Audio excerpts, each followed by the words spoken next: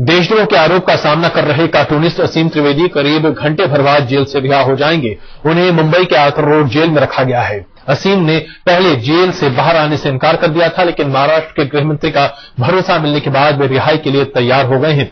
कल शाम India against corruption के लोगों ने गृहमंत्री आर पाटिल से मुलाकात की थी। पाटिल ने उन्हें भरोसा दिया था कि देशद्रोह का केस हटाने की पूरी कोशिश की जाएगी। आपको हम बता दें कि 9 सितंबर को अदालत ने असीम को 16 सितंबर तक पुलिस हिरासत में भेज दिया था। अगले ही दिन पुलिस ने असीम को फिर से अदालत में यह कहकर पेश कर दिया कि उसे और कस्टडी की जरूरत नहीं है। इस पर अदालत ने असीम को 24 सितंबर तक न्यायिक हिरासत में भेज दिया था। इसके बाद देश भर में जगह जगह असीम के समर्थन में प्रदर्शन हुए। कई दिग्गजों ने असीम के हक में आवाज उठाई। कल यानी 11 नवंबर को एक याचिका पर बॉम्बे हाईकोर्ट ने असीम को 5,000 के मुचलके पर जमानत दे दी। हालांकि असीम ने जमानत की रकम जमा करने से इनकार कर दिया था। असीम ने शर्त रखी थी कि वे जेल से बाहर तभी आएंगे जब उन पर से देशद्रोह का केस हटा दिया जाएगा।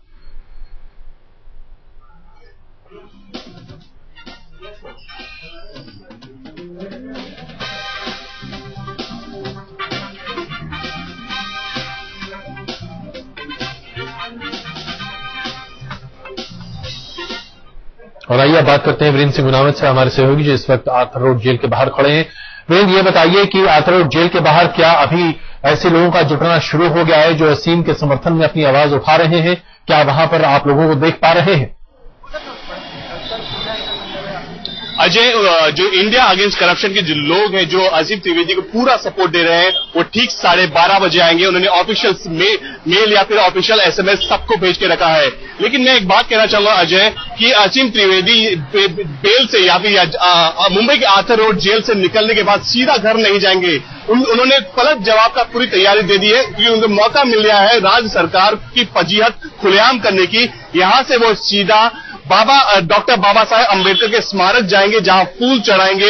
या अब इसे हम पश्चाताप कह सकते हैं, या फिर हम ये कह सकते हैं कि जो रिपब्लिकन पार्टी ऑफ इंडिया का जो गुस्सा है, जो अभी भी है, क्योंकि इस पूरे मामले की जो शुरुआत है, उनके खिलाफ जो शिकायत दर्ज की थी वो RPI की कार्यकर्ता ने की थी, तो उन्हें रिस्पेक्ट देने के लिए वो जाएंगे ताकि उनका गुस्सा सहना नहीं पड़े। उसके बाद वो BKC बांद्रा पुलिस स्टेशन जाएंगे, जहां जो पूरी फॉर्मेलिटी है पुलिस स्टेशन में जाकर वो कंप्लीट करेंगे। उसके बाद 5 बजे वो ऑफिशियल प्रेस कॉन्फ्रेंस करेंगे, जिनके साथ इंडिया अगेंस्ट करप्शन के पूरे लोग, तमाम मयंक गांधी से लेकर जो लोकल कार्यकर्ता सभी मौजूद रहेंगे। जाहिर सी बात है ये अभी पूरा खेल अभी खत्म नहीं हुआ है। असीम त्रिवेदी पूरा जवाब देंगे। हालांकि जो राज ठाकरे, बाल ठाकरे, लाल कृष्ण आडवाणी, ये सभी पॉलिटिकल पार्टी असीम त्रिवेदी का सपोर्ट कर रहे हैं, लेकिन साथ ही एक मौका मिल गया है राजनीतिक पार्टियों के साथ साथ इंडिया अगेंस्ट करप्शन को मौका मिल गया है असीम त्रिवेदी के कंधों पे बंदूक रख के राज्य सरकार पे निशाना साधने का। तो ये पूरी तैयारी इस वक्त जेल से निकलने के बाद होगी। अजय, लेकिन एक यहां पर पते की बात यह है कि राज्य सरकार अगर चाहती तो इस मामले को शुरू से ही संभाल सकती थी। क्या अब इस पूरे प्रकरण के खत्म होते हुए दिखाई देने के साथ ये लगने लगा है कि राज्य सरकार को अपनी गलती का एहसास हुआ, और जैसे जैसे ये बातें बढ़ती चली गई और जैसे जैसे असीम त्रिवेदी के समर्थन में लोग जुटते चले गए, वैसे वैसे राज्य सरकार अपने पैर पीछे घसीटती हुई दिखाई दी? इसमें कोई दोहराई नहीं अजय, क्योंकि सरकार पे, राज्य सरकार पे बहुत दबाव आ गया था, चारों तरफ से आ गया था। बल्कि सबसे बड़ी बात तो यह है कि मुंबई पुलिस कमिश्नर सत्यपाल सिंह ने खुद ये कह दिया था कि देशद्रोही का आरोप, यानी जो धारा 124A जो लगाई गई है वो गलत है। तो यानी जाहिर सी बात है, जब जिस मुंबई पुलिस ने गिरफ्तार करके पुलिस कस्टडी में ली, उसके बाद न्यायिक हिरासत की पूरी तैयारी की थी, उसी पुलिस कमिश्नर के हेड अगर कहते हैं कि हमने जो किया वो गलत किया, तो गृह मंत्री RR पाटिल पे ये दबाव साफ तौर से बन गया था कि उन्हें कोई ना कोई डिसीजन तो लेना ही होगा। इसलिए जब उन्होंने तकरीबन 2 घंटे तक मुंबई पुलिस के अधिकारियों के साथ मीटिंग की, उच्च स्तर पर इसे इन्वेस्टिगेशन करने की बात की और सही फैसला लेने का आदेश दिया। कुल मिला के शाम को RR पाटिल ने साफ आश्वासन दे दिया कि हम लीगल ओपिनियन ले रहे हैं और हम पूरी कोशिश करेंगे इस धारा को, जो देशद्रोही का जो आरोप है वो पूरी तरह हटाने की कोशिश करेंगे।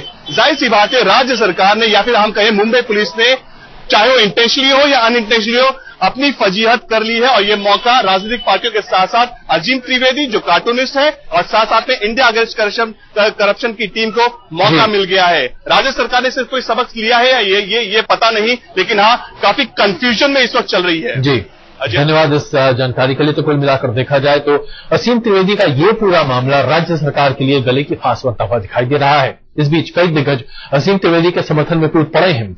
उनमें बीजेपी के वरिष्ठ नेता लालकृष्ण आडवाणी भी शामिल हैं। बीजेपी के नेता लालकृष्ण आडवाणी ने अपने ब्लॉग पर जो लेख लिखा है उसमें असीम त्रिवेदी पर कसे गए शिकंजे को तानाशाही करार दिया है। आडवाणी ने लिखा है कि भ्रष्टाचार के खिलाफ जंग लड़ने वाले कार्टूनिस्ट असीम त्रिवेदी के साथ जो हुआ उस पर उन्हें हैरत है। आज का राजनीतिक माहौल 1975 के आपातकाल से भी बदतर है। असीम त्रिवेदी पर देशद्रोह का केस थोपा गया है जिससे उन्हें उम्र कैद की सजा हो सकती है। असीम की गलती यही है कि अन्ना के आंदोलन के दौरान दिखाए गए उनके कुछ कार्टूनों को सरकार ने आपत्तिजनक माना। आगे आडवाणी ने लिखा है कि इमरजेंसी के दौरान कार्टूनिस्ट अबू इब्राहिम ने तब की प्रधानमंत्री इंदिरा गांधी और राष्ट्रपति फखरुद्दीन अली अहमद पर बेहद तीखा कार्टून बनाया था। अगर उस वक्त आज जैसा माहौल रहा होता तो अबू इब्राहिम को भी जेल में डाल दिया गया होता।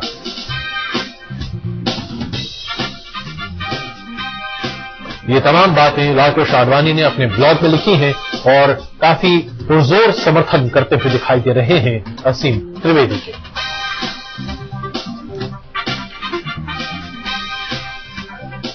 और सिर्फ लालकृष्ण आडवाणी ही नहीं, राज ठाकरे के बाद अब उनके चाचा यानी कि बाल ठाकरे ने भी कार्टूनिस्ट असीम त्रिवेदी के समर्थन में आवाज उठाई है और असीम पर देशद्रोह का केस लगाने के लिए महाराष्ट्र सरकार की फजीहत की है। शिवसेना के मुखपत्र सामना में बाल ठाकरे ने अपने लेख में लिखा है कि उन्होंने कहा है अपने लेख में कि असीम पर देशद्रोह का केस लगाना गलत है। महाराष्ट्र सरकार को इतनी भी समझ नहीं है कि देशद्रोह आखिर क्या होता है। लेख में कहा गया है कि संसद पर हमले की साजिश रचने वाला अफजल गुरु और कसाब जैसे आतंकवादी जेल में मौज कर रहे हैं। असीम की उन दोनों के साथ क्या बराबरी की जा सकती है। बाल ठाकरे ने लिखा है कि असीम के कार्टूनों पर किसी को ऐतराज हो सकता है लेकिन उसे देशद्रोह हरगिज नहीं कहा जा सकता।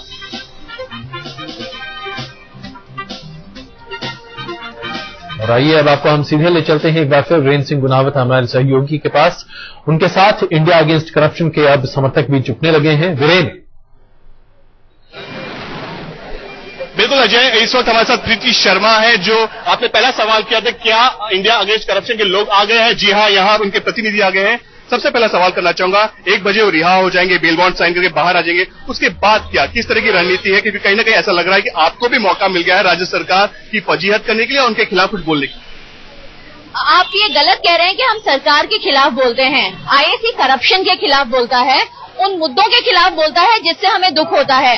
और सेडिशन लॉ अभी असीम ने सबके दिमाग के फोरफ्रंट पे ले आया है, तो नॉट जस्ट आईएसी लेकिन सब लोग मिलके उसके खिलाफ जंग करेंगे। एक चीज पूछना चाहूंगा, आप लोग डॉक्टर बाबा साहेब अम्बेडकर के स्मारक पे क्यों जा रहे हैं? कहीं ना ऐसा तो नहीं मामला आपके खिलाफ आरपीआई ने ही दर्ज किया था, दलित पार्टी ने दर्ज किया था, तो आप उनको कहीं ना कहीं पश्चाताप करने जा रहे हैं या फिर कहीं ना कहीं गलती मानने जा रहे हैं? क्या कर रहे हैं? हम ये रिकन्फर्म करना चाहते हैं कि हमें कॉन्स्टिट्यूशन की पूरी तरह से इज्जत है और रिस्पेक्ट है और बाबा साहेब की बहुत ही अत्यंत रिस्पेक्ट है। तो असीम बस ये एक टोकन दिखाना चाहता है कि वो रिस्पेक्ट करते हैं, ये और किसी पक्ष या किसी फैक्शन के बारे में नहीं है। एक आखिरी सवाल, क्या आप अब भी मानते हैं, चलो देशद्रोही का आरोप बहुत बड़ा था, क्या आप भी मानते हैं कि असीम त्रिवेदी ने वाकई में कार्टून बनाकर constitution of India, national emblem या फिर भारत सरकार के खिलाफ कोई भी ऐसा काम नहीं किया जो शायद देश का आम आदमी पसंद न करे? पसंद की बात मैं बिल्कुल भी नहीं सहमत हूँ। पसंद सबकी अलग अलग होती है, तो डेफिनेटली असीम की बातें काफी लोगों को पसंद नहीं आती, लेकिन उसने सरकार के खिलाफ कुछ नहीं किया है। अजय, साफ तौर पे कम शब्दों में प्रीति शर्मा ने ये कहा कि भारत सरकार के खिलाफ असीम त्रिवेदी ने ऐसा कुछ नहीं किया।